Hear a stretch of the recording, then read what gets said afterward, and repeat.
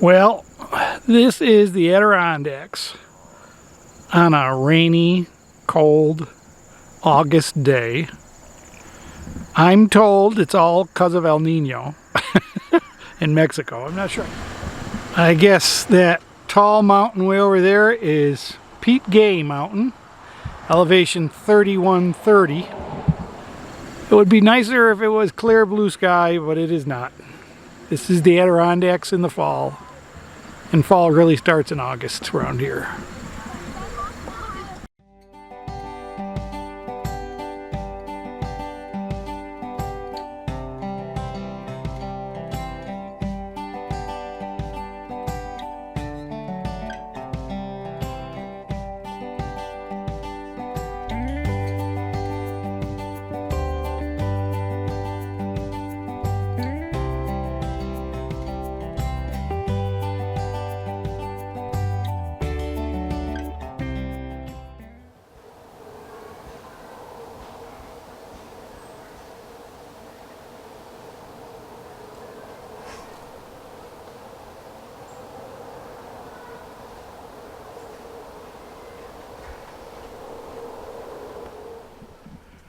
Well, we are in the Wilcox Wild Forest, going to the Pine Orchard. About a 4-mile round trip, so not too bad. We're crossing a lot of private land, so it's a little scary with all the posted signs and signs for, you know, ask permission and nobody's around and all this stuff. So, but well, he's got his walking stick. So here we go. We got blue trail markers so we don't get lost on this road. But the mosquitoes are heavy right now. So we will hope we come out with as much blood as we came in with. Alright, let's see what's on the trail. I don't see these in the south. I don't know why. But that's a red eft, which is the larval phase of a newt.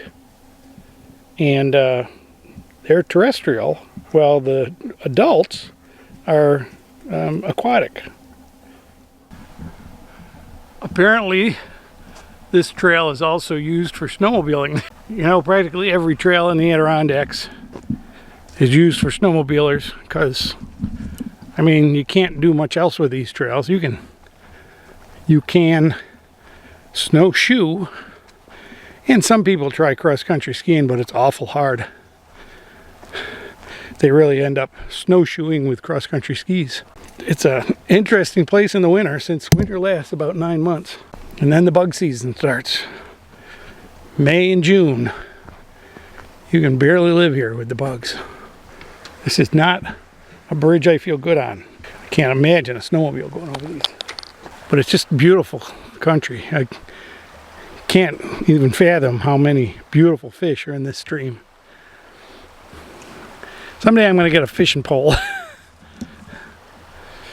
Just carry with me. Uh-oh, there goes the brat.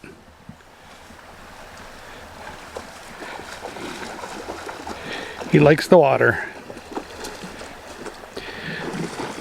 All the water in the Adirondacks is stained brown from the organic matter.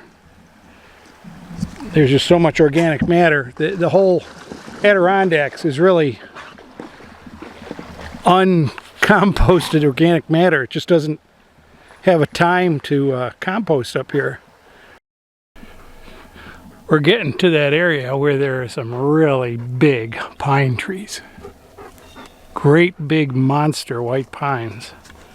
You can see why they were impressive trees for building ships and things like that. It's amazing that they could get these out of the forest. Well, looks like the beavers have taken over the trail here. The water's a little high. I don't know if there's a better way to get in through here.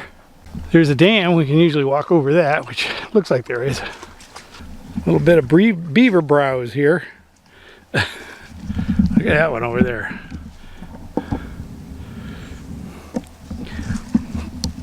Wonder how many beavers were working on that. They couldn't pull it down, huh? They killed the tree, that's for sure. They must be here somewhere.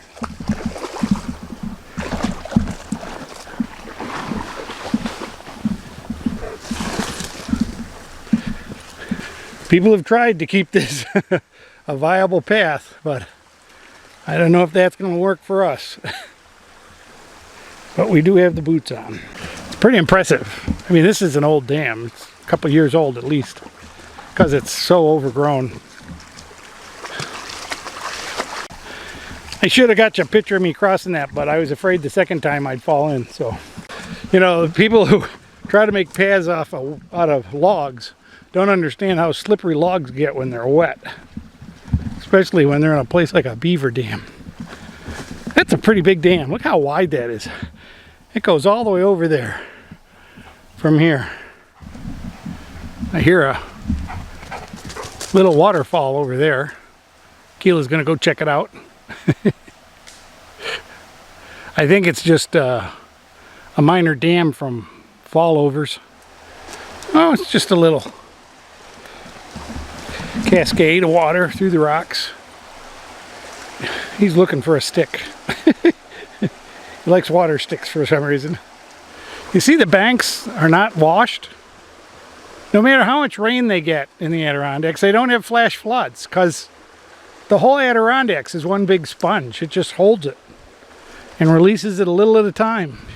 That's the difference between the Adirondacks and like Vermont. Vermont got some rain and it flooded them to death. Flash floods, washed out roads and everything, but the Adirondacks just is so spongy. Some of these big old trees are seeing the end of their life. They're probably 200 or 300 years old. And some great big rocks along the edge of the stream. A good place to sit and eat a sandwich and swat away the mosquitoes. What is he doing? He's trying to save that one stick. Alright, back up to the trail. This must be the ridge they were talking about. That's one great big pine tree. Keela, come here. Go get it. You can see how big that is inside of him. There's another one way back there. Way back there. There's a couple more back over there. And this poor guy who's given up his life to the bugs. You know, there's quite a few of these great big things that are falling and are rotting down like these guys. Bet they make a terrible crash. Yes, this must be the pine garden because these are all great big huge white pines, and talk about what noise they make when they fall. Here's one that looks like it fell the last couple of weeks. Took down a whole bunch of trees with it. But there's just a lot of great big pine trees in here. Boy, there's a whole house in this one tree. And look how tall and straight. No branches for so far. And that's a white pine. It's probably 200-300 years old. Well, according to the sign, we made it. And these are some impressive trees. They do rival the Joyce Kilmer forest, that's for sure. I think most of the Joyce Kilmer poplars, these are white pines growing in the north, no less. They don't grow very fast here. That's a pretty big beach.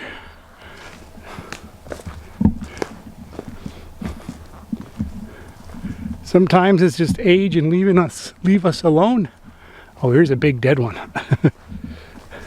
This must be what the caution sign was for back there. There's a caution sign. I imagine when the wind blows, some of these fall down and fall over. Some serious widow makers. There's a lot of dead stuff. Standing. Okay, the bathrooms for the most part are just bathrooms, no showers. But they do have showers on my side that you can drive to. So, they do have electricity in all the bathrooms, so people charge their phones and stuff. Okay, this is bathroom and shower house. Similar to the one on my loop. This one is like the Forest Service showers, you know, individual showers. You go in and they're pretty nice.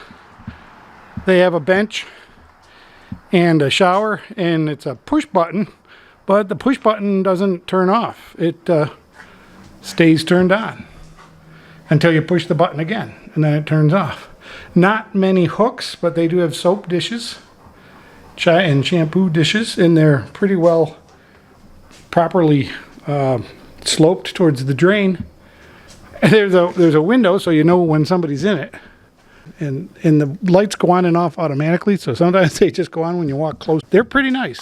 I took a shower already. The water's hot. You got valves. Adjust it as you wish. They also have slop sinks for doing dishes and things like that. And if you notice, they have foot pedals. So you can have the water on and off with a foot pedal.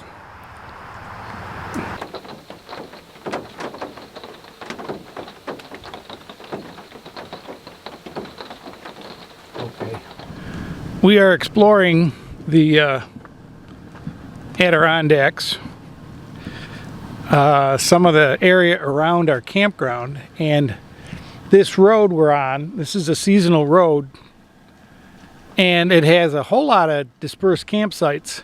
And we pulled into this one, but I see that it's well marked with no camping. This is on several of the trees.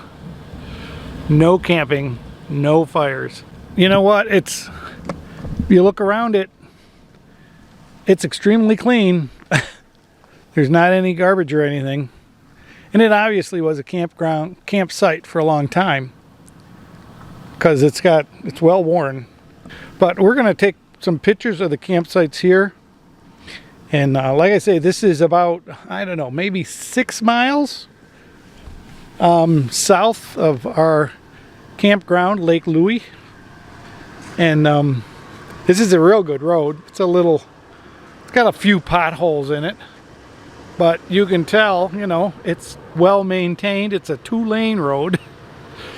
So, it's pretty nice. Now this is a campsite, and it's got the sign for New York State DEC, and it's designated as a campsite. Way back here we've got a number 7 on the tree. I don't know what the other sign says. Maybe I can see it with the zoom. Maybe not. We're looking into the sun. But this is it's a little muddy at the moment, but you could move back into the back of it. Wouldn't be bad. Here is number 8, right up from 7, just like 100 feet. And it's a driveway up and in. Probably more for tenors than for RVs. This is campsite number 9. There's a number on the tree right here. And this is a huge campsite. Gosh. There seems to be a big mud puddle. That's a mud puddle there. But, gosh, that's a big campsite. I'll bring the wolf pup there. So I guess this is called the Perkins Clearing Tract. Here's a map and a register and some signs to tell how far it is to the places, to trails. In Oxbow Lake, it's a snowmobile route from December 1st until May 1st. and a bicycle route. So you can bring your bicycle out here. So on the DEC map, this is where we left the main highway, and we've gone down past all these campsites, and we're down here now, and we could go that way or we could go this way, come back out on the main highway. Now this is campsite 14, and you have a little bit of a grade to get up, but look at what you're up here on top of.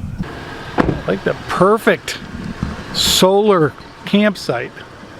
It's got a nice big fairly level area.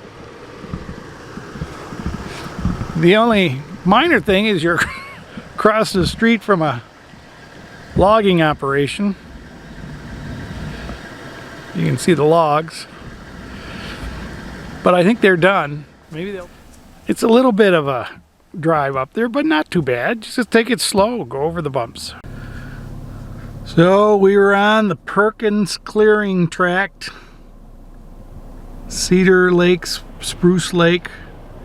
It's the Jessup River Road, and it goes from Route 30 back over to Route 30 with a lot of campsites along it. So pretty nice thing to know about if you want a free campsite, but you gotta kind of know where you're going, because it's a pretty good road. When it's as muddy as it is, it's a pretty slippery road if you've got highway tires.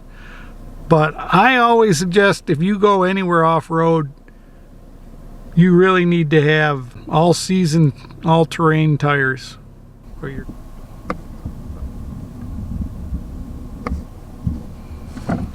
Yep, the rocks in the Adirondacks take on all forms and shapes.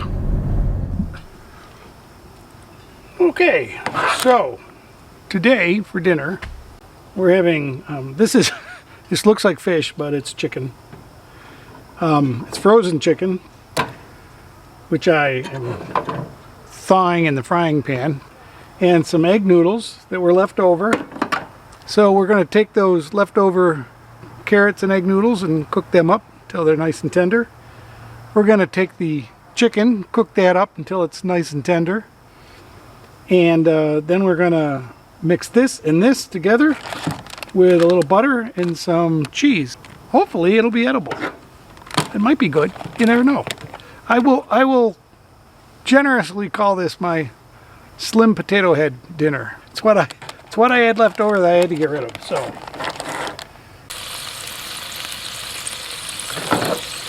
of course, salt and pepper.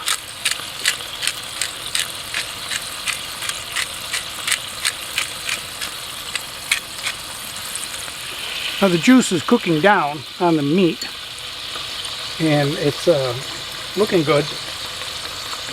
Now if you don't have a pair of these are kitchen shears, and they're very helpful for cutting chicken.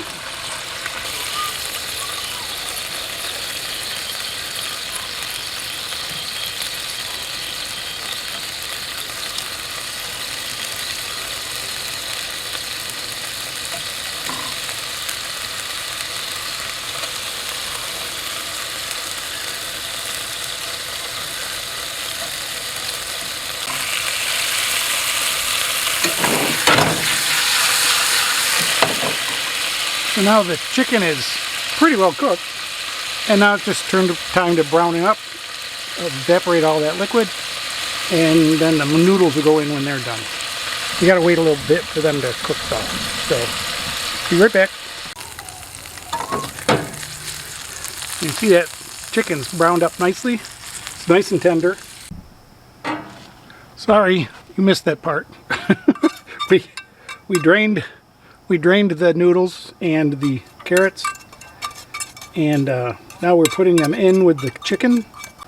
Now we add about another half a tablespoon of butter, because we've got butter in there already. And then I'll add the cheese. I'll add the cheese.